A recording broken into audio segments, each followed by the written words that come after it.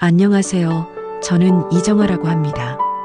70 넘은 할머니가 이렇게 영상으로 제 이야기를 남기게 될 줄은 정말 몰랐습니다. 사연 많은 제 이야기 좀 들어주시겠어요? 구독과 좋아요는 이 늙은이에게 큰 힘이 됩니다. 그럼 지금부터 이야기 시작하겠습니다. 새벽 4시면 눈이 떠집니다. 알람을 맞춰둘 필요도 없었어요. 50년을 이렇게 살다 보니 몸이 알아서 일어나는 거죠. 이불을 걷고 일어나 세수를 하고 남색 앞치마를 두르고 낡은 손수레를 끌고 집을 나섰습니다. 밖은 아직 어두웠고 거리엔 가로등 불빛만 외롭게 켜져 있었습니다. 시장으로 가는 길은 늘 똑같았어요. 골목을 지나고 다리를 건너고 비탈길을 오르면 새벽 시장이 나왔습니다. 벌써 몇몇 상인들은 자리를 펼치고 있었고 아직 오지 않은 손님들을 위해 채소를 다듬고 생선을 손질하고 좌판을 닦고 있었죠. 저도 제자리로 갔습니다. 손수레에서 배추며 무며 시금치를 내려놓고 하나하나 정성스럽게 펼쳐놓았어요. 손끝이 시렸지만 이젠 익숙했습니다. 정화 씨, 오늘도 일찍이네. 옆자리 김 사장님이 인사를 건넸어요. 그럼요. 일찍 와야 손님들 제대로 맞이하죠. 저는 웃으며 대답했습니다. 하지만 속으론 이런 생각이 들었어요. 일찍 오는 게 아니라 집에 있기가 싫어서 나오는 거지. 집은 너무 조용했거든요. 아들 민수는 아침 일찍 출근하고 며느리 지혜는 지혜. 제 며느리 윤지혜는 참 착한 아이였어요. 시장이 끝나고 집에 돌아가면 늘 지혜가 먼저 현관문을 열어줬습니다. 어머니, 오셨어요? 손 좀 씻으세요. 아이고, 우리 지혜. 괜찮아. 아니에요, 어머니. 손이 얼마나 차가워요. 제가 따뜻한 물 받아드릴게요. 지혜는 제 손을 잡고 화장실로 데려갔어요. 따뜻한 물에 제 손을 담그고 직접 비누칠을 해주며 부드럽게 문질러줬죠. 그 손길이 얼마나 따뜻했는지 몰라요. 이 아이는 진짜 내 딸 같아. 친정딸도 이렇게까지 해주지 않는데 며느리가 이렇게 챙겨주다니. 가슴이 뭉클했습니다. 어머니, 오늘 제가 미역국 끓였어요. 드시고 푹 쉬세요. 그래. 고맙다 지혜야. 식탁에 앉아 따뜻한 미역국을 떠먹을 때 문득 아들 민수가 거실에서 TV를 보고 있는 게 보였어요. 지혜가 말을 걸었죠. 여보, 어머니 오셨는데 인사 안 해? 엄마 왔어요. 민수는 고개도 돌리지 않고 대답했습니다. 눈은 TV 화면에 고정된 채로요. 그 순간 제 가슴이 싸늘해졌어요. 언제부터였을까? 우리 민수가 나한테 이렇게 차갑게 굴기 시작한 게 어렸을 땐 그렇지 않았어요. 초등학교 다닐 때만 해도 학교에서 돌아오면 제일 먼저 저를 찾았죠. 엄마, 나 오늘 시험 100점 맞았어. 그래, 우리 민수 정말 잘했네. 하지만 시간이 지날수록 민수는 저와 눈을 마주치는 걸 피하게 됐어요. 말수도 줄었고 표정도 굳어졌죠. 대학 갈 때쯤엔 아예 저를 부끄러워하는 것 같았습니다.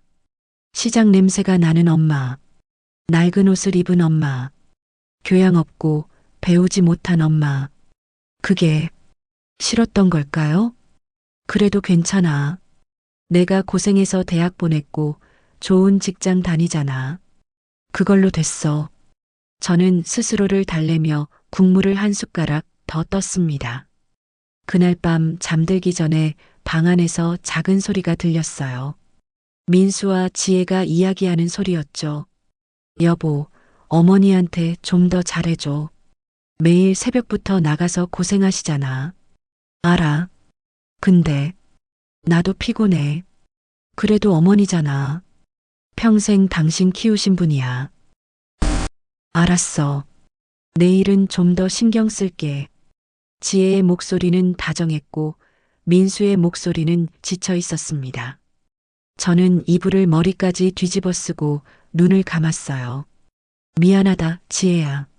내가 중간에서 고생이 많구나. 그리고 또 한 가지 생각이 들었습니다. 민수야, 엄마가 그렇게 부담스러웠니? 다음 날도 그 다음 날도 똑같았습니다. 새벽에 일어나 시장에 나가고 하루 종일 채소를 팔고 저녁에 돌아와 지혜가 차려준 밥을 먹고 민수의 차가운 뒷모습을 보며 잠이 들었어요. 그렇게 시간이 흘렀습니다. 어느 날 시장에서 돌아오는 길에 비가 내렸어요. 우산도 없이 맞으며 걷다가 문득 멈춰 섰습니다. 나는 뭘 위해 이렇게 사는 걸까? 빗물이 얼굴을 타고 흘러내렸지만 눈물인지 빗물인지 구분이 안 됐어요. 집에 도착했을 때 지혜가 현관에서 수건을 들고 기다리고 있었습니다. 어머니, 우산도 안 가져가시고 얼른 들어오세요. 감기 걸리겠어요. 지혜는 제 젖은 머리를 닦아주며 걱정스러운 표정을 지었어요. 괜찮아, 지혜야. 이까짓 거 아니에요. 요즘 환절기라 감기 조심하셔야 해요. 그 순간 가슴이 뜨거워졌습니다. 이 아이가 있어서 내가 버틸 수 있구나. 지혜는 제가 평생 받지 못한 따뜻함을 처음으로 준 사람이었어요. 친정 식구들도 남편도 심지어 아들도 주지 못한 그 따뜻함을요. 그래서 더 소중했습니다. 지혜야, 고맙다. 정말 고마워. 그날은 평범한 오후였습니다. 시장 일을 마치고 집으로 돌아오는 길이었어요. 손수레를 끌며 골목을 걷는데 핸드폰이 울렸습니다. 아들 민수였죠. 여보세요, 민수야? 엄마. 목소리가 이상했어요. 떨리고 급하고 뭔가 무너진 것 같았습니다. 왜 그래? 무슨 일이야? 엄마. 지혜가 왜, 어디 아파? 계단에서 넘어졌어. 지금 병원이야. 엄마, 빨리 와.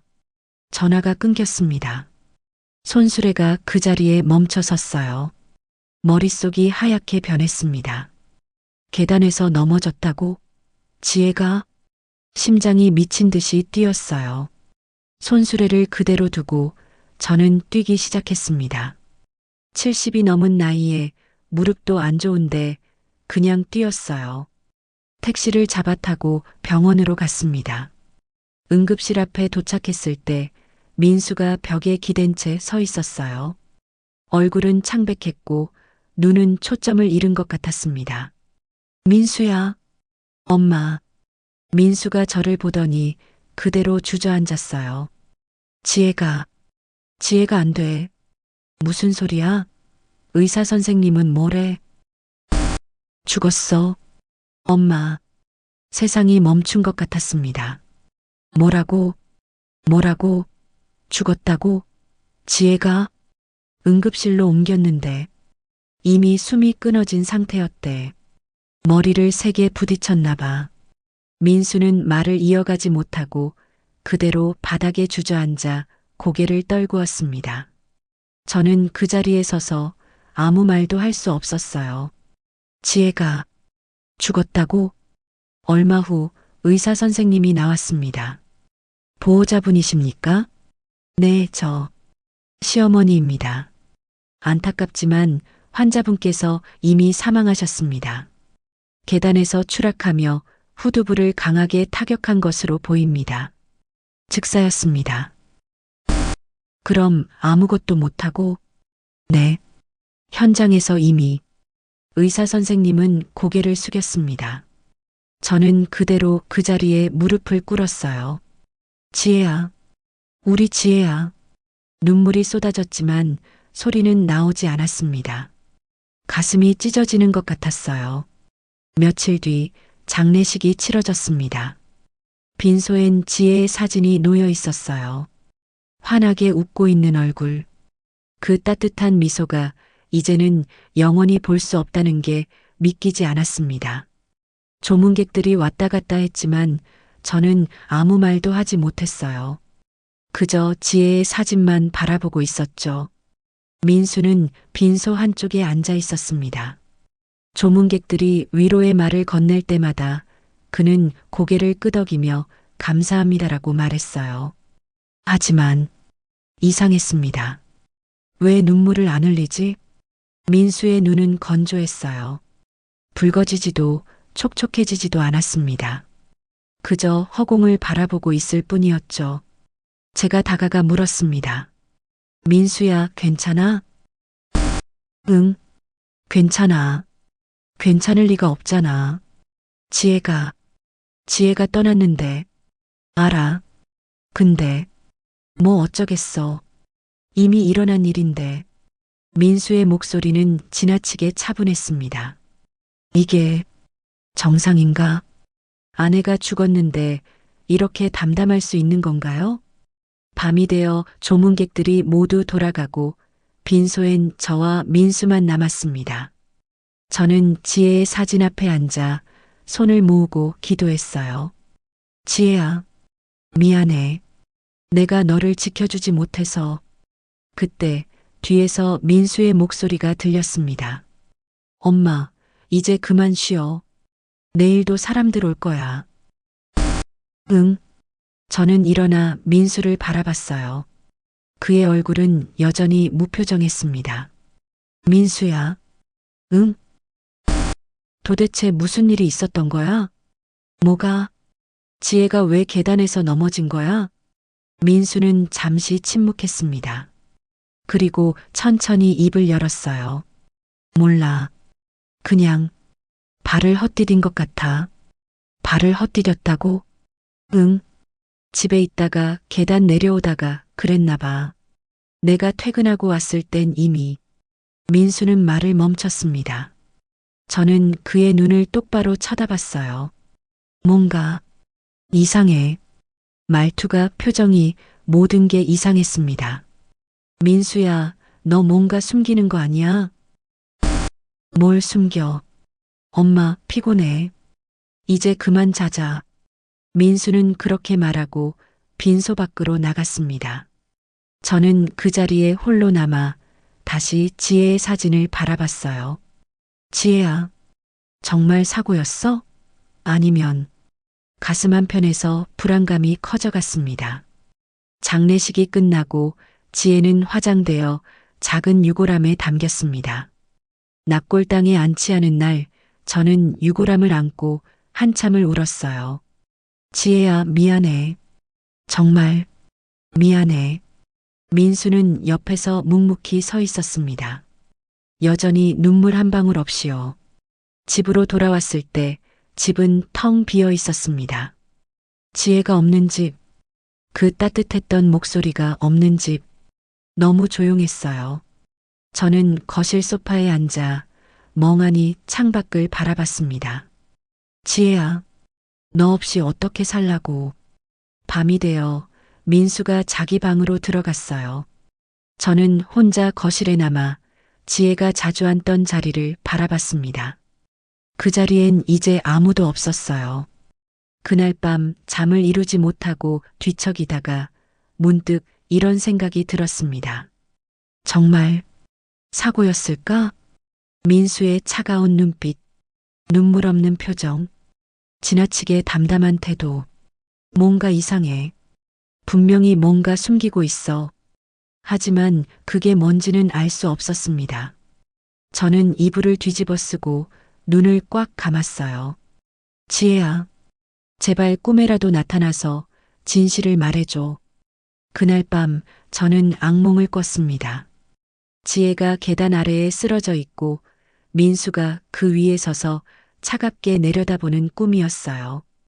장례를 치른 지 일주일이 지났습니다. 집안은 여전히 조용했고 저는 매일 지혜의 방 앞을 서성였어요. 문을 열 용기가 나지 않았습니다. 저 안에 들어가면 지혜가 정말 없다는 걸 인정하는 것 같아서. 하지만 언젠가는 정리해야 했어요. 민수는 엄마가 해줘. 나는 못하겠어라고 말한 뒤 며느리 방에 발도 들이지 않았습니다. 그날 오후 저는 깊게 숨을 들이쉬고 지혜의 방문을 열었습니다. 방 안은 그대로였어요. 화장대 위에 놓인 립스틱, 옷걸이에 걸린 옷들, 창가에 놓인 화분까지 마치 지혜가 잠깐 나갔다가 곧 돌아올 것만 같았습니다. 저는 천천히 방 안으로 들어가 화장대 앞에 앉았어요. 거울 속에 비친 제 얼굴은 초췌했습니다. 지혜야, 미안해. 내 물건들을 정리해야 할 것 같아. 혼잣말을 하며 서랍을 하나씩 열기 시작했어요. 첫 번째 서랍엔 화장품들이 가득했고 두 번째 서랍엔 액세서리들이 담겨 있었습니다. 지혜가 자주 하던 은빛 목걸이를 꺼내 손에 쥐자 눈물이 또 흘러내렸어요. 이 목걸이 내가 생일 선물로 사준 거였는데. 세 번째 서랍을 열었을 때 뭔가 딱딱한 게 손에 닿았습니다. 옷가지 사이에 숨겨진 작은 나무함이었어요. 이게 뭐지? 나무함은 손바닥만 한 크기였고 겉은 평범한 원목색이었지만 자물쇠가 달려 있었습니다. 왜 자물쇠를 채워뒀을까? 저는 나무함을 흔들어 봤어요. 안에서 뭔가 부딪히는 소리가 들렸습니다. 지혜야, 이게 뭐니? 왜 이런 걸 숨겨뒀어? 하지만 대답은 없었죠. 저는 나무함을 들고 거실로 나왔습니다. 민수가 소파에 앉아 TV를 보고 있었어요. 민수야, 이거 봐. 뭔데? 지혜 방에서 찾았어. 자물쇠가 채워져 있는데 혹시 뭔지 알아? 민수는 나무함을 힐끗 보더니 고개를 저었습니다. 몰라. 처음 봐. 열쇠는 어디 있을까? 글쎄, 그냥 버려. 별거 아닐 거야. 민수는 다시 TV에 시선을 고정했어요. 별거 아니라고? 자물쇠까지 채워둔 걸? 저는 석연치 않았지만 일단 나무함을 제 방으로 가져갔습니다. 그날 밤 저는 나무함을 이리저리 살펴봤어요. 자물쇠를 어떻게든 열어보려 했지만 쉽지 않았습니다. 도대체 안에 뭐가 들어있길래. 며칠 동안 저는 집안 구석구석을 뒤졌습니다. 지혜가 열쇠를 어디에 숨겨뒀을지 찾아봤어요. 서랍마다 뒤지고 옷장을 열어보고 침대 밑까지 들여다봤지만 열쇠는 보이지 않았습니다. 그러다 어느 날 지혜의 화장대 거울 뒤에서 작은 봉투를 발견했어요. 봉투를 열자 작은 열쇠 하나가 나왔습니다. 이거다. 손이 떨렸어요. 가슴이 두근거렸습니다. 열어봐야 하나, 말아야 하나. 잠시 망설였지만 결국 나무함을 꺼내 열쇠를 꽂았습니다. 찰칵. 자물쇠가 열렸어요. 저는 천천히 나무함 뚜껑을 열었습니다. 안에는 병원 진단서 한 장, 낡은 메모장 한 권, 그리고 작은 녹음기 하나가 들어 있었습니다. 녹음기. 저는 떨리는 손으로 진단서를 먼저 꺼냈어요. 환자명 윤지의 진단명 우울증 메이저 디프레시브 디소더 소견 지속적인 불안 및 우울 증상. 약물 치료 및 상담 치료 권고. 우울증? 지혜가 우울증을 앓고 있었다고? 지혜야, 너 아팠어? 왜 나한테 말 안 했어? 가슴이 아팠습니다. 저는 메모장을 펼쳤어요. 지혜의 손글씨로 빼곡하게 적힌 내용들이 보였습니다. 2024년 3월 5일. 오늘도 남편과 싸웠다. 어머니 이야기만 나오면 남편 표정이 굳는다. 왜 엄마 편만 들어? 나는 편을 드는 게 아니라 그냥 어머니가 불쌍해서 그런 건데. 2024년 5월 12일. 어머니께서 새벽 시장 나가시는 모습을 봤다. 허리도 안 좋으신데 남편한테 어머니 이제 그만 쉬시게 하면 안 될까? 라고 했더니 엄마가 알아서 할 일이야. 우리가 간섭할 필요 없어라고 했다. 내 마음이 이상한 걸까? 2024년 7월 20일. 어제 남편이 회사 동료들과 술 마시고 늦게 들어왔다. 취해서 중얼거렸다. 엄마만 없으면 우리 편하게 살 텐데. 나는 아무 말도 못했다. 손이 떨렸습니다. 메모장을 넘길수록 지혜의 고통이 고스란히 느껴졌어요. 지혜야, 너 이렇게 힘들었어? 마지막 장을 넘겼을 때 이런 글이 적혀 있었습니다. 2024년 9월 3일. 더 이상 버틸 수가 없다. 남편과 어머니 사이에서 나는 누구의 편인가? 남편은 어머니를 요양원에 보내자고 한다. 어머니는 아무것도 모르신다. 나는 어떻게 해야 하나? 너무 괴롭다. 눈물이 주르륵 흘러내렸습니다. 지혜야, 미안해. 정말 미안해. 그리고 마지막으로 남은 건 녹음기였습니다. 저는 녹음기를 집어들고 재생 버튼을 눌렀어요. 처음엔 잡음만 들렸습니다. 그러다 갑자기 남자 목소리가 들려왔어요. 민수의 목소리였습니다. 지혜야, 이제 진지하게 생각해봐야 해. 무슨 이야기? 지혜의 목소리도 들렸습니다. 엄마 말이야. 이제 연세도 많으시고 계속 시장 나가시는 것도 한계가 있잖아. 그러니까 내가 말했잖아. 어머니, 이제 그만 쉬시게 하자고. 쉬시게 하는 게 아니라 아예 요양원에 모셔야 할 것 같아. 세상이 멈춘 것 같았습니다. 요양원? 뭐? 요양원? 여보, 그게 무슨 소리야? 지혜의 목소리가 높아졌어요. 왜? 요즘 요양원 시설 좋잖아. 엄마도 거기서 편하게 지내실 수 있어. 편하게? 어머니가 거길 원하실 것 같아? 원하시든 안 하시든 우리도 우리 인생 살아야지. 엄마 때문에 우리가 계속 이렇게 살 순 없어. 여보, 지혜야, 엄마는 이제 나이도 많으시고 언제까지 우리가 모실 수 없어. 차라리 지금 결정하는 게 나아. 그래도 이건 너무해. 어머니가 평생 당신 키우신 건데. 알아. 그러니까 더 미안하고 괴로운 거잖아. 근데 우리도 살아야 한다고. 민수의 목소리가 거칠어졌습니다. 잠시 침묵이 흘렀어요. 그리고 다시 민수의 목소리가 들렸습니다. 엄마가 힘들다고 하면 그냥 모른 척해. 우리 인생도 살아야 하잖아. 녹음이 끊겼습니다.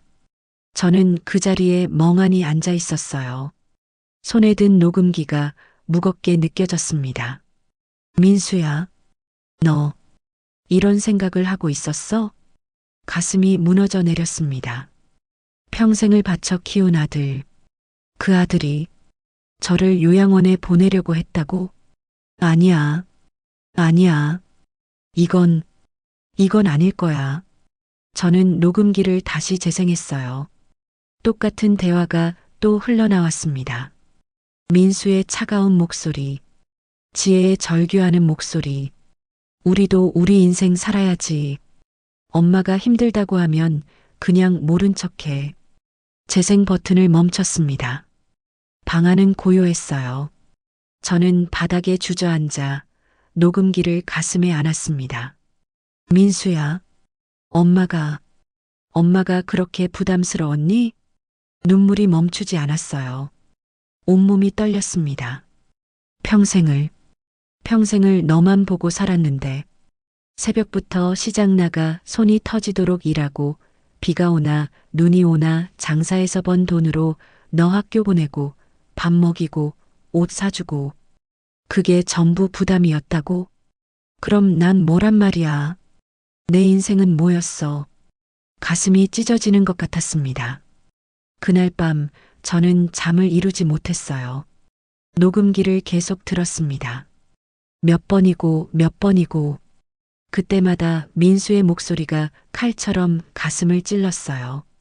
다음 날 아침 저는 눈이 퉁퉁 부은 채로 일어났습니다. 거울을 보니 제 얼굴은 말이 아니었어요. 밤새 울었던 흔적이 역력했습니다. 오늘 시장은 못 나가겠어. 민수는 평소처럼 아침 일찍 출근했어요. 저와 눈도 마주치지 않고 그냥 나가버렸습니다. 문이 닫히는 소리를 듣고 저는 다시 제 방으로 들어갔어요. 나무함을 꺼내 다시 들여다봤습니다. 병원 진단서, 메모장, 녹음기. 저는 메모장을 다시 펼쳤어요. 어젯밤에 다 읽지 못한 부분들이 있었습니다. 2024년 6월 8일. 어머니께서 무릎이 아프시다고 하셨다. 병원 가시자고 했더니 괜찮아. 나이 들면 다 아픈 거야 라고 하셨다. 남편한테 어머니 병원 모시고 가자고 했더니 엄마가 가기 싫다잖아. 괜히 우리가 나서지 말라고 했다. 내가 할 수 있는 게 뭘까? 2024년 7월 3일. 오늘 남편이 회사에서 승진 탈락했다고 한다. 기분이 안 좋은지 저녁도 안 먹고 방에 들어가 버렸다. 조금 있다가 나와서 엄마 때문에 스트레스 받아서 일도 제대로 못하겠어라고 했다. 그게 어머니 잘못인가? 나는 이해할 수 없다. 2024년 8월 15일. 명절이었다. 어머니께서 정성껏 음식을 준비하셨다. 손이 얼마나 많이 가는지 아는데 남편은 한 입 먹더니 별로네라고 했다. 어머니 표정이 어두워지셨다. 나는 중간에서 어떻게 해야 할지 모르겠다. 페이지를 넘길수록 지혜의 고통이 점점 더 깊어지는 게 느껴졌어요. 2024년 9월 10일. 오늘 남편이 요양원 팸플릿을 가져왔다. 여기 괜찮아 보이는데? 라고 했다. 나는 화가 나서 당신 미쳤어? 어머니를 거기 보낸다고? 라고 소리쳤다. 남편은 왜 그래? 요즘 요양원 좋잖아. 엄마도 거기서 편하실 거야 라고 했다. 편하다고? 진짜로 그렇게 생각하는 건가? 2024년 9월 20일. 더 이상 못 버티겠다. 남편과 매일 싸운다. 남편은 내가 엄마 편만 들어서 우리 사이가 나빠지는 거야 라고 한다. 나는 편을 드는 게 아니라 그냥 사람으로서 당연한 걸 하는 건데 어머니는 아무것도 모르신다. 내가 지켜드려야 한다. 마지막 페이지에 도달했을 때 지혜의 글씨체가 흐트러져 있었어요. 2024년 9월 28일. 오늘 남편과 크게 싸웠다. 내가 계속 이러면 우리 이혼해야 할 것 같아. 그 말을 듣는 순간 심장이 멈추는 줄 알았다.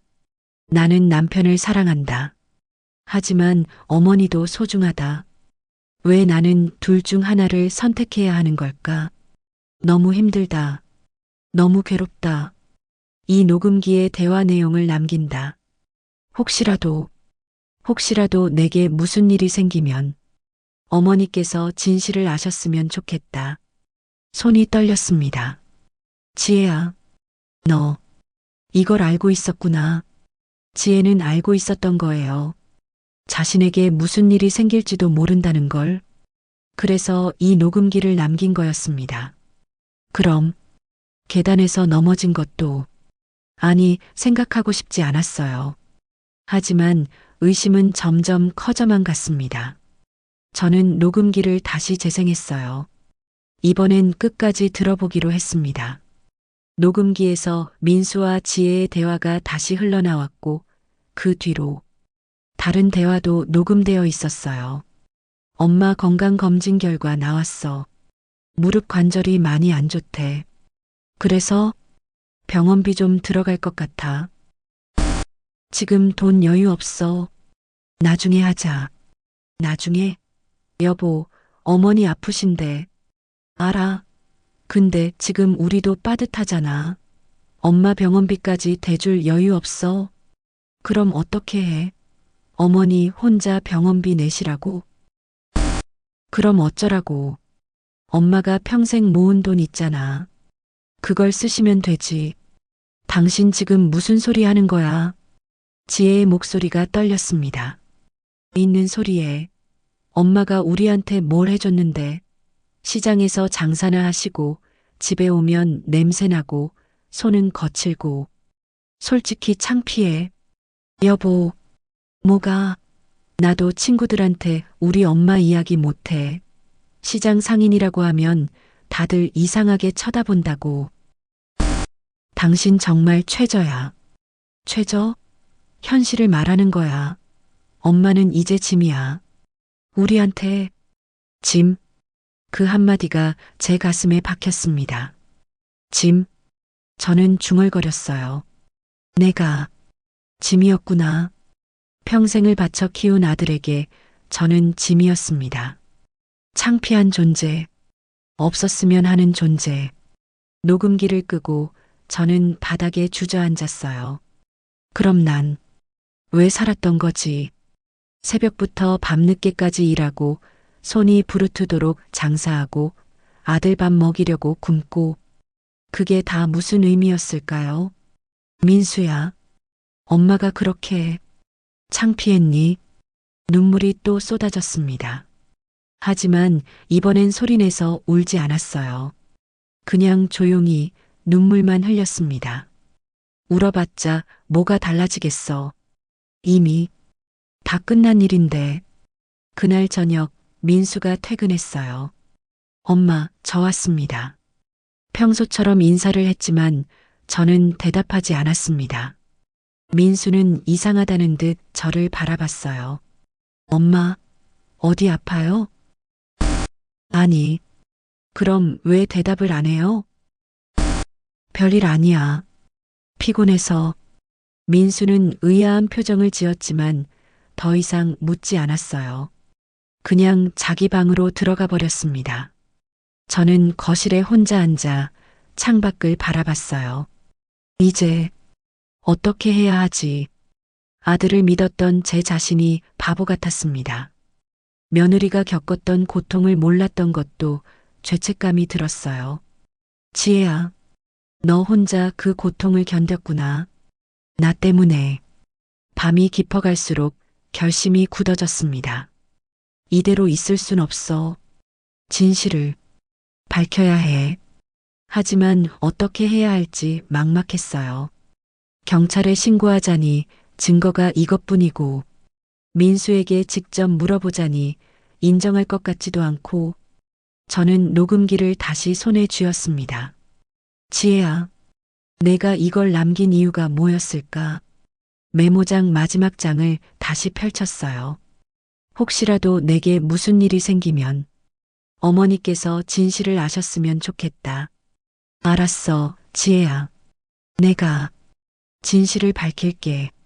저는 나무함을 꼭 안고 조용히 눈을 감았습니다. 그리고 다짐했습니다. 민수야, 미안하지만 엄마는 이제 침묵할 수 없어. 며칠이 지났습니다. 저는 녹음기를 방 서랍 깊숙이 넣어두고 평소처럼 생활하려고 애썼어요. 새벽에 일어나 시장으로 나가고 손님을 맞이하고 저녁이 되면 집으로 돌아왔습니다. 하지만 달라진 게 있었습니다. 민수를 볼 때마다 녹음기 속 그의 목소리가 귓가에 맴돌았어요. 엄마는 이제 짐이야. 우리한테 솔직히 창피해. 요양원에 보내야 해. 그 목소리들이 저를 짓눌렀습니다. 어느 날 저녁 민수가 퇴근해서 식탁에 앉았어요. 엄마, 밥 주세요. 저는 그릇에 밥을 담아 민수 앞에 놓았습니다. 손이 떨렸지만 들키지 않으려고 꾹 참았어요. 민수는 숟가락을 들고 밥을 먹기 시작했습니다. 저는 그 모습을 바라보며 생각했어요. 저 입으로 나를 짐이라고 했구나. 엄마, 반찬 좀 더 주세요. 응. 저는 반찬을 더 담아줬습니다. 민수는 맛있게 먹었어요. 아무렇지 않은 표정으로요. 어떻게 저렇게 태어날 수 있지? 식사가 끝나고 민수는 거실 소파에 앉아 TV를 켰습니다. 저는 설거지를 하면서 자꾸만 그 생각이 들었어요. 지금 말해야 하나? 민수야, 나 녹음기 찾았어라고. 하지만 입이 열리지 않았습니다. 설거지하는 손이 멈췄어요. 그릇을 쥔 채로 한참을 멍하니 서 있었습니다. 이걸 말하는 순간 우리 모자 관계는 끝나는 거야. 평생을 바쳐 키운 아들. 그 아들과의 관계가 완전히 무너진다는 게 두려웠어요. 엄마, 물 좀 주세요. 민수의 목소리에 정신이 들었습니다. 응. 저는 물을 따라 민수에게 건넸어요. 민수는 물을 받아 마시고 다시 TV를 봤습니다. 저는 그 뒷모습을 바라보며 속으로 울었어요. 너는 나를 뭐라고 생각하니? 그날 밤 잠이 오지 않았습니다. 저는 이불을 뒤집어 쓰고 누워 있었지만 눈을 감을 수가 없었어요. 새벽 2시쯤 저는 다시 일어나 서랍을 열었습니다. 녹음기를 꺼내 이어폰을 꽂고 다시 재생했어요. 엄마는 이제 짐이야. 창피해. 요양원에 보내야 해. 들을 때마다 가슴이 찢어졌지만 멈출 수가 없었습니다. 이게 현실이야. 이게 진짜야. 며느리 지혜가 남긴 메모장도 다시 펼쳤어요. 어머니는 아무것도 모르신다. 내가 지켜드려야 한다. 지혜야, 고마워. 넌 나를 지키려고 했구나. 눈물이 또 흘러내렸습니다. 며칠 후 민수가 저녁 식사 중에 말했어요. 엄마, 나 다음 주에 출장 가요. 출장? 응. 일주일 정도. 혼자 괜찮으시겠어요? 괜찮아. 민수는 고개를 끄덕이고 다시 밥을 먹었습니다. 저는 민수를 바라보며 생각했어요. 혼자? 나는 평생 혼자였어. 이제 와서 무슨. 엄마, 혹시 필요한 거 있으면 말씀하세요. 가기 전에 사다 드릴게요. 아니, 괜찮아. 그래요? 그럼 몸 조심하시고요. 민수의 말은 다정했습니다. 하지만 저는 알고 있었어요. 그게 진심이 아니라는 걸. 겉으로만 효자야. 속으론 나를 짐이라고 생각하면서. 식사를 마치고 민수가 방으로 들어갔어요. 저는 거실에 혼자 앉아 창밖을 바라봤습니다. 어둠 속에서 가로등 불빛만 외롭게 켜져 있었어요. 나도 저 가로등 같네. 혼자 켜져 있는. 그때 옆집에서 웃음소리가 들려왔어요. 가족들이 함께 모여 즐겁게 이야기하는 소리였습니다. 부럽다. 저런 가족. 저는 고개를 떨구고 무릎을 안았어요.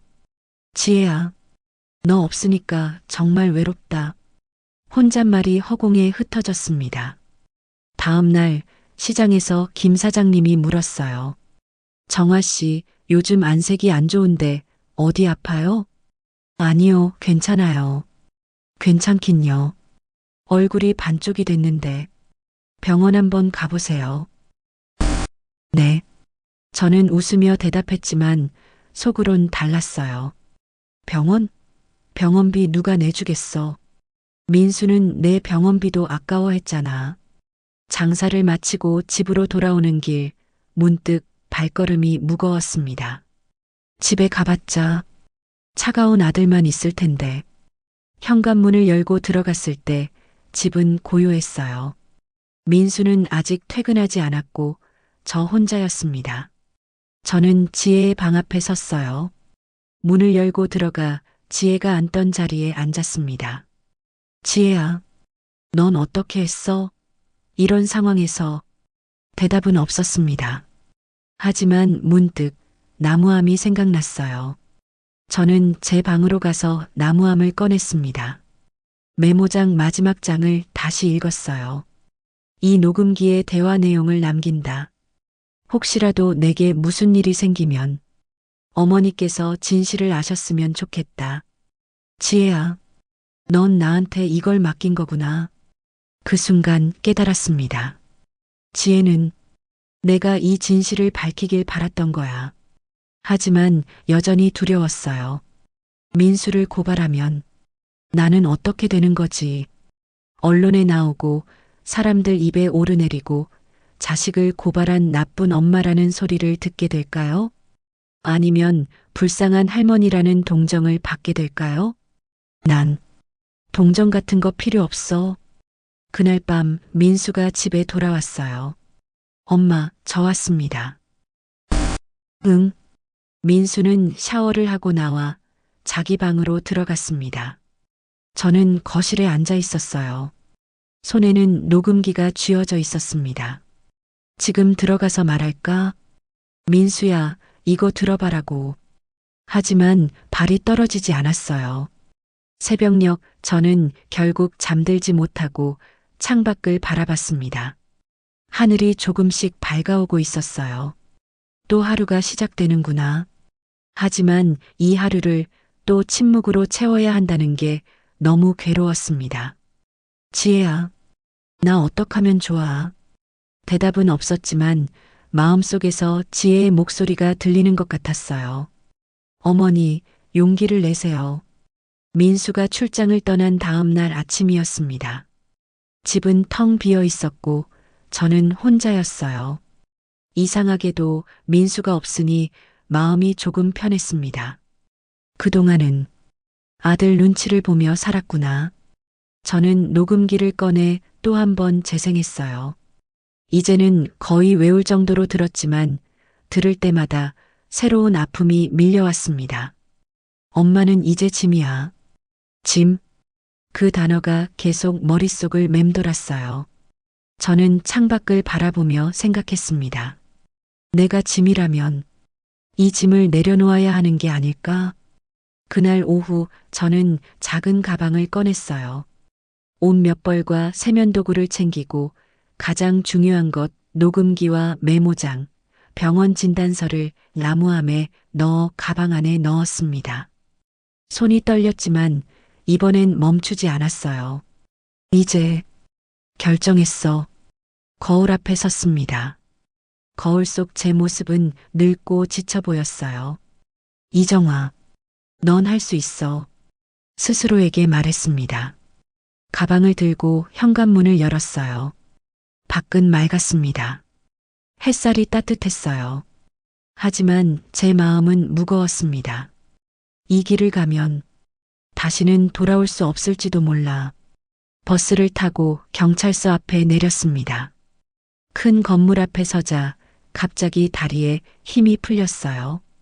들어가야 하는데 발이 떨어지지 않았습니다. 저는 근처 벤치에 앉아 한참을 망설였어요. 가방 속 녹음기를 만지작거리며 계속 고민했습니다. 이걸 경찰에 주면 민수는 어떻게 되는 거지? 조사를 받을까요? 처벌을 받을까요? 아니면 감옥에 갈까요? 내 아들이 감옥에. 상상만 해도 가슴이 찢어졌습니다. 안 돼. 그럴 순 없어. 저는 중얼거렸어요. 하지만 지혜의 얼굴이 떠올랐습니다. 환하게 웃던 얼굴. 어머니, 손 좀 씻으세요. 따뜻했던 그 목소리. 그리고 메모장에 적힌 지혜의 마지막 글귀. 너무 괴롭다. 지혜야, 넌 너무 힘들었겠구나. 저는 가방에서 메모장을 꺼내 마지막 페이지를 다시 읽었어요. 혹시라도 내게 무슨 일이 생기면 어머니께서 진실을 아셨으면 좋겠다. 지혜야, 미안해. 내가 너무 늦었어. 눈물이 주르륵 흘러내렸습니다. 지나가던 사람들이 저를 쳐다봤지만 신경 쓰지 않았어요.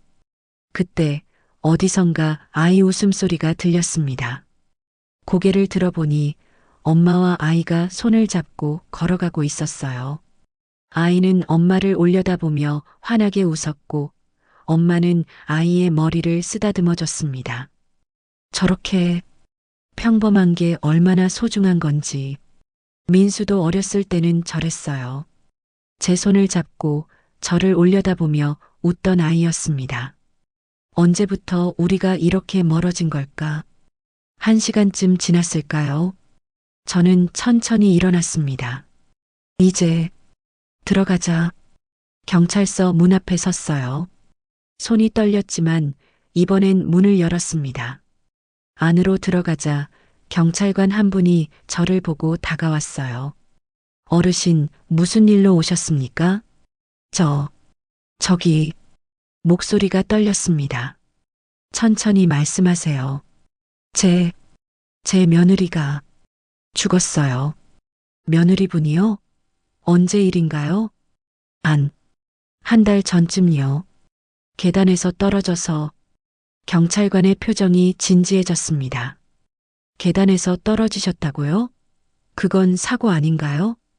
저도 처음엔 그렇게 생각했어요. 근데 저는 가방에서 나무함을 꺼냈어요. 손이 너무 떨려서 나무함을 떨어뜨릴 뻔했습니다. 이게 며느리가 남긴 거예요. 뭐가 들어있죠? 녹음기, 그리고 일기장이요. 제 아들이 말을 잇지 못하고 저는 울기 시작했어요. 경찰관이 의자를 가져다 주었습니다. 일단 앉으세요. 천천히 말씀해 주시면 됩니다. 저는 앉아서 눈물을 닦고 떨리는 손으로 녹음기를 꺼냈습니다. 이걸 들어보세요. 경찰관이 녹음기를 받아 재생했어요. 민수의 목소리가 흘러나왔습니다. 엄마는 이제 짐이야. 우리한테 요양원에 보내야 해. 엄마가 힘들다고 하면 그냥 모른 척해. 경찰관의 표정이 점점 굳어졌어요. 녹음이 끝나자 경찰관이 저를 바라봤습니다. 이게 따님의 남편분 목소리입니까? 네, 제 아들이에요. 그리고 이 녹음은 언제 된 겁니까? 며느리가 죽기 한 달 전쯤이요. 메모장에도 다 적혀 있어요. 저는 메모장과 병원 진단서도 꺼내 경찰관에게 건넸습니다. 경찰관은 한참 동안 서류들을 살펴봤어요. 어르신, 혹시 며느리분의 죽음에 대해 의심스러운 점이 있으신 겁니까? 저도 잘 모르겠어요. 근데 뭔가 이상해요. 제 아들이 너무 태연했거든요. 눈물도 안 흘리고. 알겠습니다. 일단 이 자료들을 보관하고 조사를 진행하겠습니다. 연락처 남겨주시겠어요? 저는 전화번호를 적어주었어요. 그리고 경찰서를 나왔습니다. 밖으로 나오자 다리에 힘이 풀려 벤치에 주저앉았어요. 했다.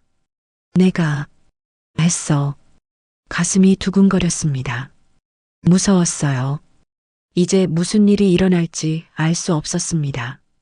민수야, 엄마가 미안해. 하지만 동시에 마음 한편이 조금 가벼워진 것 같았어요. 지혜야, 나 잘한 거지? 하늘을 올려다봤습니다. 구름 사이로 햇살이 비치고 있었어요. 지혜야, 이제 편히 쉬어. 엄마가 진실을 밝혔어. 저는 천천히 일어나 집으로 향했습니다. 걷는 내내 가슴이 두근거렸어요. 이제 어떻게 되는 거지? 집에 도착해 문을 열었을 때 집은 여전히 텅 비어 있었습니다. 민수는 아직 출장 중이었어요. 저는 거실 소파에 앉아 멍하니 천장을 바라봤습니다. 내가 제대로 한 걸까? 후회가 밀려왔지만 동시에 확신도 들었어요. 아니, 이게 맞아. 지혜를 위해서라도. 그날 밤 잠이 오지 않았습니다. 하지만 이번엔 녹음기를 꺼내지 않았어요. 그냥 창밖을 바라보며 조용히 앉아 있었습니다. 민수야, 엄마는 널 사랑했어. 눈물이 흘렀지만 소리내어 울지는 않았어요. 그저 조용히 눈물만 흘렸습니다. 새벽이 되자 하늘이 밝아오기 시작했어요.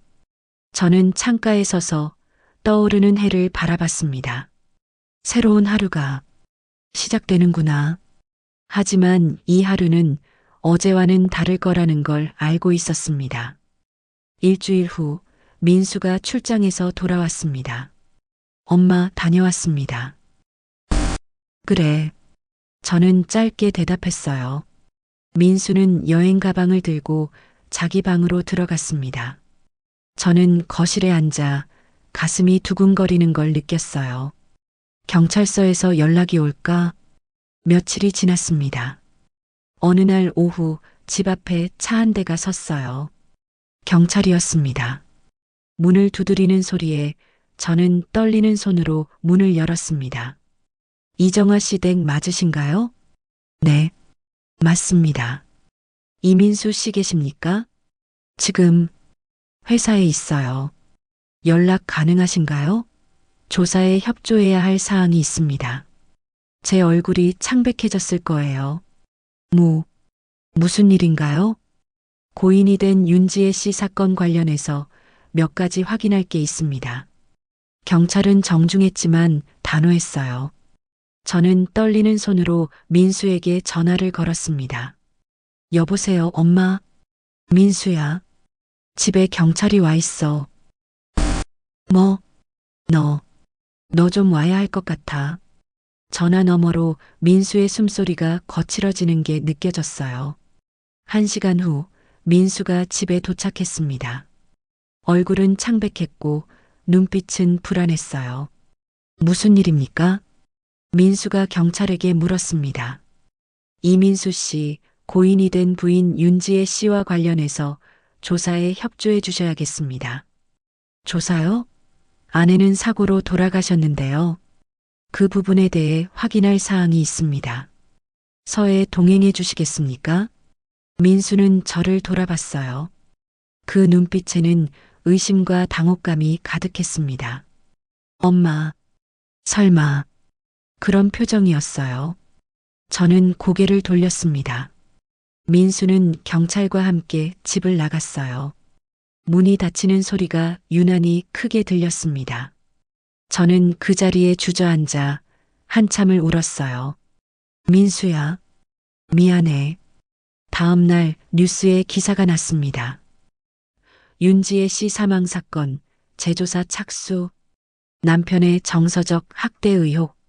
제 손이 떨렸어요. 세상에 알려졌구나. 며칠 후 경찰에서 연락이 왔습니다. 어르신, 조사 결과를 말씀드리겠습니다. 네. 고인께서 남기신 녹음 파일과 일기장, 그리고 병원 기록을 종합한 결과 이민수 씨의 지속적인 정서적 학대가 확인되었습니다. 가슴이 철렁 내려앉았어요. 고인은 심한 우울증을 앓고 있었고 남편으로부터 지속적으로 시어머니를 요양원에 보내라는 압박을 받았습니다. 이로 인한 극심한 스트레스와 죄책감이 경찰관이 잠시 말을 멈췄습니다. 계단에서의 추락은 자발적인 선택이었을 가능성이 높습니다. 뭐라고? 고인이 남긴 메모에 더 이상 버틸 수 없다는 내용이 여러 차례 반복됩니다. 부검 기록을 재검토한 결과도 이를 뒷받침합니다. 저는 전화기를 떨어뜨릴 뻔했어요. 지혜야, 내가 스스로. 이민수 씨는 직접적인 폭행은 없었으나 정서적 학대와 방임으로 인한 책임을 피할 수 없습니다. 기소 여부는 검찰에서 판단하겠지만 경찰관의 말이 계속됐지만 더 이상 들리지 않았어요. 저는 그대로 바닥에 주저앉았습니다. 지혜야, 미안해. 정말 미안해. 며칠 후 법정에 서게 됐습니다. 민수가 처벌을 받게 될지 결정되는 날이었어요. 법정 안은 조용했습니다. 저는 방청석 맨 뒤에 앉아 있었어요. 피고인석에 앉은 민수를 바라봤습니다. 수척해진 얼굴, 떨리는 손. 저게 내 아들이구나. 재판이 시작됐습니다. 검사가 증거 자료들을 제시했어요. 녹음기 파일이 법정에 울려 퍼졌습니다. 엄마는 이제 짐이야. 우리한테 요양원에 보내야 해. 방청석에서 작은 소란이 일었어요. 민수는 고개를 숙인 채 아무 말도 하지 않았습니다. 지혜의 메모장 내용도 낭독됐어요. 더 이상 버틸 수가 없다. 너무 괴롭다. 방청석에서 누군가 훌쩍이는 소리가 들렸습니다. 저도 눈물을 참을 수 없었어요. 지혜야, 얼마나 힘들었을까? 재판장이 민수에게 물었습니다. 피고인, 할 말이 있습니까? 민수는 한참 동안 침묵했어요. 그리고 천천히 고개를 들어 방청석을 둘러봤습니다. 저와 눈이 마주쳤어요. 그 순간 민수의 눈에서 눈물이 주르륵 흘러내렸습니다. 처음이었어요. 지혜가 죽고 나서 민수가 우는 걸 처음 봤습니다. 죄송합니다. 민수의 목소리가 떨렸어요. 제가 잘못했습니다. 지혜를, 엄마를, 민수는 말을 잇지 못하고 그대로 흐느꼈습니다. 저는 제 자신만 생각했습니다. 엄마가 평생 저를 키우시느라 고생하신 걸 알면서도 저는 그게 당연한 줄만 알았습니다. 지혜가 중간에서 얼마나 힘들었는지 생각하지 못했습니다. 제가 지혜를 죽인 겁니다. 방청석이 숙연해졌어요. 민수는 저를 똑바로 바라봤습니다. 엄마, 미안해요. 정말 죄송합니다. 민수가 일어나 저를 향해 깊게 고개를 숙였어요. 제 가슴이 찢어지는 것 같았습니다. 민수야. 하지만 저는 고개를 돌렸습니다. 용서할 수 없었어요. 아니, 용서해선 안 된다고 생각했습니다. 지혜를 위해서라도. 민수는 한참 동안 고개를 숙인 채 서 있다가 천천히 자리에 앉았어요. 재판장이 선고를 내렸습니다. 피고인 이민수에게 징역 2년, 집행유예 3년을 선고합니다. 방청석에서 작은 소란이 일었어요. 저는 조용히 일어나 법정을 나왔습니다. 복도에서 한참을 서 있다가 밖으로 나갔어요. 하늘은 흐렸습니다. 곧 비가 올 것 같았어요. 끝났구나. 이제 정말. 뒤에서 발소리가 들렸습니다. 돌아보니 민수가 서 있었어요. 엄마. 저는 대답하지 않았습니다. 엄마, 한 번만 봐주세요. 제가 잘못했어요. 평생 후회하며 살겠습니다. 그러니, 민수야. 제가 처음으로 입을 열었어요. 늦었어. 엄마. 지혜는 돌아오지 않아. 내가 아무리 후회해도 미안해해도 지혜는 없어. 민수의 얼굴이 무너졌습니다. 엄마도 너를 용서할 수 없을 것 같구나. 엄마. 제발. 미안하다. 엄마도 이제 엄마 인생을 살아야겠어. 저는 그렇게 말하고 민수를 뒤로 한 채 걸어갔어요.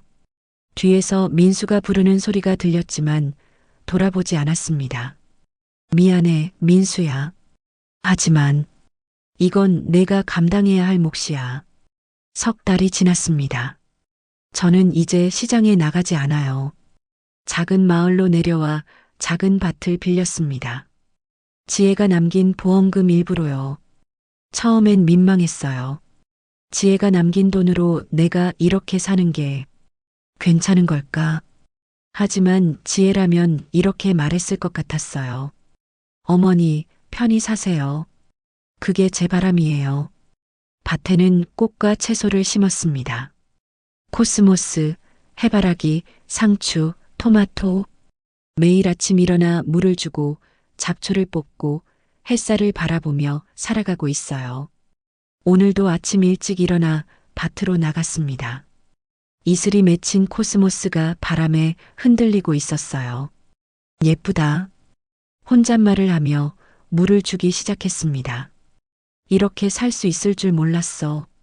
70 넘은 나이에 새로운 삶을 시작하게 될 줄은요. 밭일을 마치고 작은 평상에 앉아 보리차 한 잔을 마셨어요.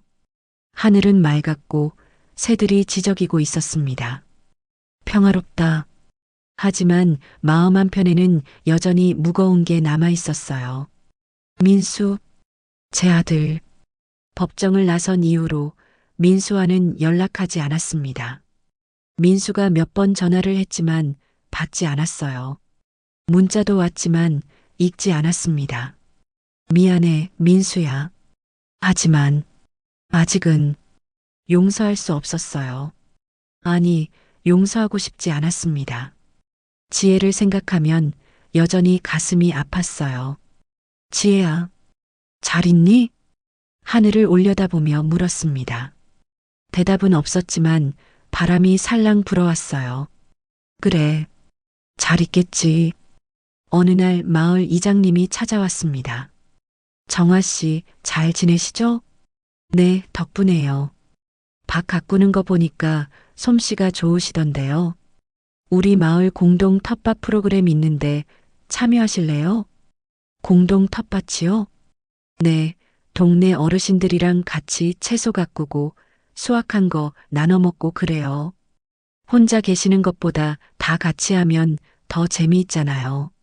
저는 잠시 망설였어요.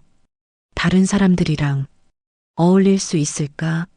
하지만 이장님의 미소를 보니 거절하기가 어려웠습니다. 한번 해볼게요. 좋아요. 다음 주 토요일에 첫 모임 있어요. 오시면 돼요. 이장님이 가고 저는 밭에 앉아 생각했어요. 새로운 시작. 할 수 있을까? 토요일이 되어 공동 텃밭에 갔습니다. 벌써 몇 분이 와 계셨어요. 새로 오신 분이네요. 안녕하세요. 한 할머니가 환하게 웃으며 다가왔습니다. 안녕하세요. 저는 이정아라고 합니다. 아이고, 반가워요. 저는 김순자예요. 여기 오래 살았어요. 다른 분들도 하나둘 인사를 건넸어요. 따뜻했습니다. 낯선 사람들이었지만 왠지 편안했어요. 함께 밭을 일구고 씨앗을 뿌리고 물을 주었습니다. 일하는 동안 다들 이런저런 이야기를 나눴어요. 정화 씨는 어디서 오셨어요? 저 서울에서 살다가 내려왔어요. 아이고, 도시 생활하시다가 여기 오시면 심심하지 않아요? 아니요. 여기가 더 좋아요. 정말로 그래. 여기가 더 평화로워. 일을 마치고 다 같이 평상에 앉아 차를 마셨어요. 김순자 할머니가 물었습니다. 정화 씨, 가족은 어디 계세요? 순간 가슴이 철렁했어요. 저 혼자 살아요. 아이고, 자식들은요? 아들이 하나 있긴 한데 연락은 안 해요. 아이고, 그래요? 요즘 자식들이 다 그렇죠 뭐. 우리 아들도 1년에 한 번 올까 말까 해요. 다른 할머니도 거들었어요. 맞아요. 자식은 멀리 있어야 예쁜 거예요. 가까이 있으면 서로 힘들어. 다들 웃었습니다. 저도 따라 웃었지만 가슴 한편이 아팠어요. 민수야, 넌 지금 뭐 하고 있을까? 집으로 돌아와 저녁을 먹고 평상에 누웠습니다. 별이 총총히 떠 있었어요. 지혜야, 보이니? 별이 참 예쁘다. 혼잣말을 했습니다. 바람이 불어왔어요. 어머니, 이제 편히 사세요. 지혜의 목소리가 들리는 것 같았습니다. 그래, 편히 살게. 약속할게. 눈물이 조금 흘렀지만 이번엔 슬픈 눈물이 아니었어요. 며칠 후 핸드폰이 울렸습니다. 모르는 번호였어요. 받아야 할까 말까 망설이다가 받았습니다. 여보세요? 어머니, 저예요. 민수예요. 심장이 쿵 하고 내려앉았습니다. 어머니, 잘 지내세요? 응, 저 어머니 계신 곳 알아요. 한번 찾아가도 될까요? 안 돼. 어머니, 민수야, 엄마는 아직 준비가 안 됐어. 알아요. 그래도 한 번만. 미안해. 나중에, 언젠가는. 저는 전화를 끊었습니다. 손이 떨렸어요. 민수야, 미안해. 하지만, 아직은. 가슴이 아팠지만 이게 맞는 것 같았습니다. 용서는 시간이 필요한 거니까요. 어느 봄날 오후였습니다. 밭에서 일을 하고 있는데 코스모스가 활짝 피어 있었어요. 바람이 불자 꽃들이 흔들렸습니다. 예쁘다. 그때 문득 깨달았어요. 나 이제 괜찮은 것 같아. 완전히 아물지는 않았지만 조금씩 나아지고 있었습니다. 민수에 대한 마음도 지혜에 대한 죄책감도 여전히 무겁지만 예전처럼 짓누르지는 않았어요. 지혜야, 고마워. 내가 남긴 것들 덕분에 엄마가 이렇게 살 수 있어. 하늘을 올려다봤습니다. 구름이 천천히 흘러가고 있었어요. 이게 내 인생이구나. 70 넘어 다시 시작하는 인생. 완벽하지는 않지만 그래도 괜찮았어요. 저는 다시 밭으로 돌아가 흙을 만졌습니다. 따뜻했어요. 내일은 뭘 심을까? 혼잣말을 하며 저는 미소 지었습니다. 그 미소는 진짜였어요. 오랜만에 느끼는 진짜 미소.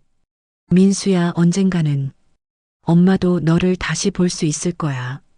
하지만 지금은 아니야. 엄마도 엄마 인생을 살아야 해. 해가 서쪽으로 기울고 있었습니다. 노을이 하늘을 붉게 물들이고 있었어요. 저는 평상에 앉아 그 노을을 바라봤습니다. 지혜야, 엄마 잘 살고 있어. 걱정하지 마. 바람이 또 살랑 불어왔어요. 이번엔 따뜻했습니다. 그래, 이제 괜찮아. 완전한 용서는 아니지만, 완전한 평화도 아니지만, 그래도 이제 살아갈 수 있을 것 같았습니다. 제 방식으로, 제 속도로. 고맙다, 지혜야. 정말 고마워. 별이 하나둘 떠오르기 시작했습니다. 저는 평상에 누워 그 별들을 바라봤어요. 오랜만에 마음이 편안했습니다.